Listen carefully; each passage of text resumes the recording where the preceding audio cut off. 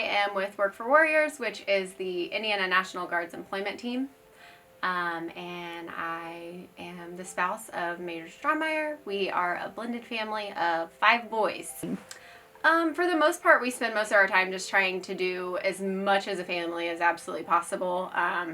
Because when he's gone, obviously we're not able to do that. And then we start doing things like our financial planning and our way forward and kind of setting up contingencies, because he does so much when he's here. So when he's gone, it's a culture shock at home. So we kind of make up some backup plans on who can help and pick up some of his tasks. Yeah, so for example, like I said, we have 5 boys, so their schedules are insane. We have to tag team and both of us be in 5 places at once.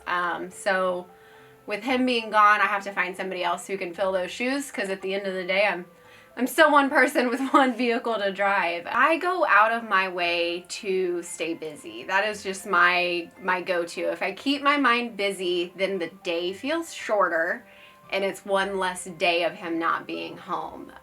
So when the days are calm and there wasn't a lot going on, that's when I had to rely on other people. I just couldn't really keep it together at that point. It gets intense. You have to find what works for you. So being a spouse, I knew what worked for me was to stay busy, but I have friends who are spouses and that didn't work for them.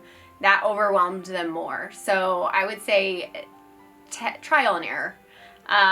Don't assume that what works for me works for you or what works for somebody else. You have to test and figure out what works for you, and you're gonna fall a lot. Like for a while I thought that different things would work and that wasn't it. You know, it's hard being home without them. So I would just advise to keep trying, keep pushing, moving forward.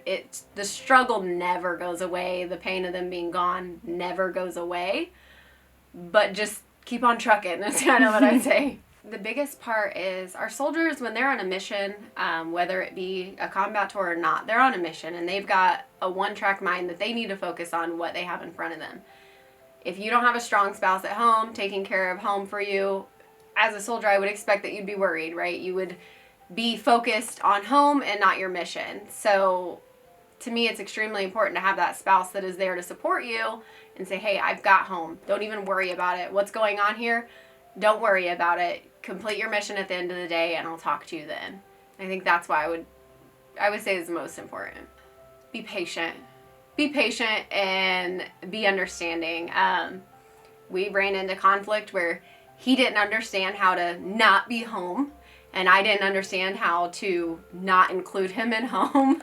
And it took patience and it took a lot of kindness and understanding, because it's hard for everybody, including our soldier.